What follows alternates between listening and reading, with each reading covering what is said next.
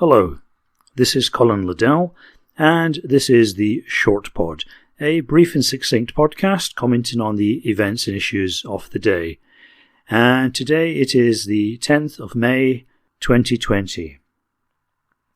Yesterday was Victory in Europe Day, the 75th anniversary of the ending of the war in Europe, and there's been a lot of commentary on the internet and in the media about events 75 years ago. One of the things that irritates me about this is that the left tries to frame World War II as some sort of battle against fascism. Now, I'm not trying to defend fascism here. I'm just talking about the way that history is distorted and reframed to suit political agendas, and how that actually creates false history. So, for example, I saw this tweet by the Workers' Party of Britain showing a couple of pictures from the war, and it reads, "Cardiff in the Blitz, then Cardiff on Victory Day. 15,000 Welshmen gave their lives in the fight against fascism. We will never forget their sacrifice. In their name, we continue to fight for a better world." And this is just one example of many I could quote.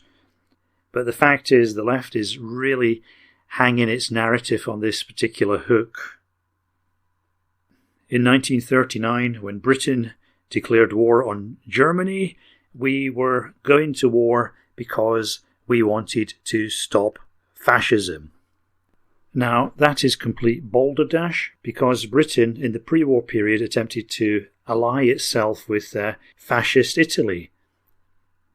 Also, Britain attempted to come to terms with Nazi Germany. In the 1930s, Britain had no desire whatsoever to go to war to stop fascism. In fact, you could turn this all the way around, because when we went to war in 1939, this was specifically because Nazi Germany had invaded Poland. And our motivation was mainly to stop Germany rising up and dominating Europe, and thus presenting a threat to the United Kingdom. But it gets even better than that, because the country that Britain went to war to defend was, by all modern metrics, a fascist country. Poland in the 1930s was far from a liberal democracy.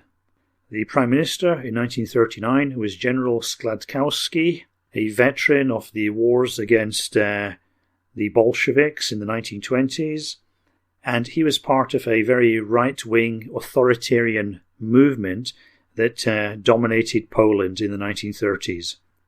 This movement was called Sanacja, which, if my Polish pronunciation is at all correct, is the Polish word for sanitation. The movement was actually called sanitation because they wanted to cleanse and purify Poland.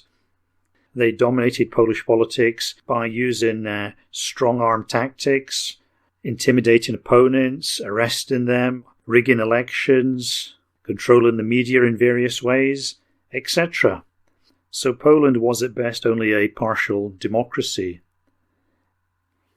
The Składkowski government was even pushing a policy of anti-Semitic ethnic cleansing, with the Jews being pushed out of Poland and being encouraged to emigrate to Palestine.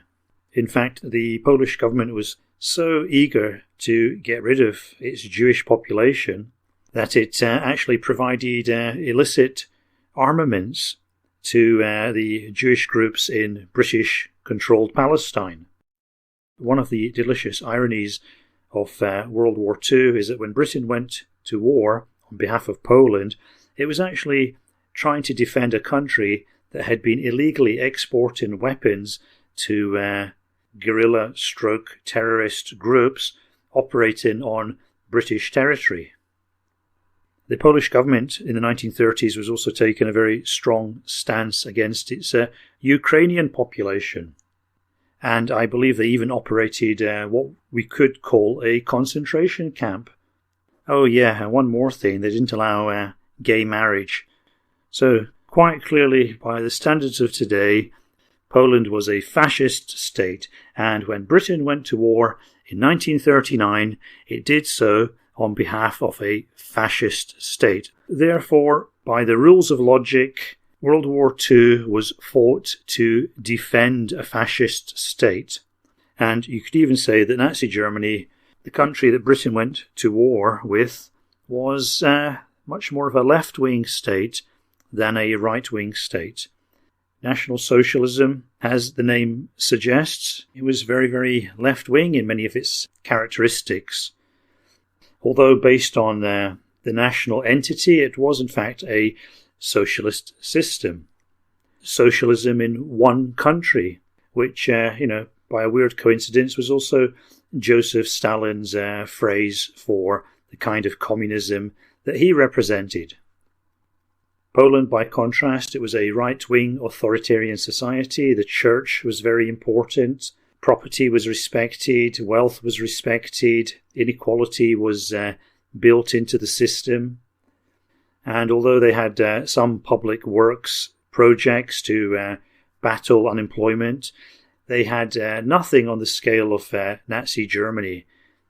So Nazi Germany was a much more left-wing society than Poland. Poland was much more of a true fascist society in the 1930s, and Britain went to war to defend it. That is the true narrative of World War II.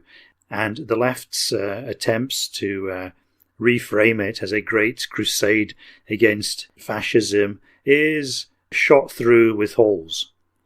So, on that bombshell, over and out.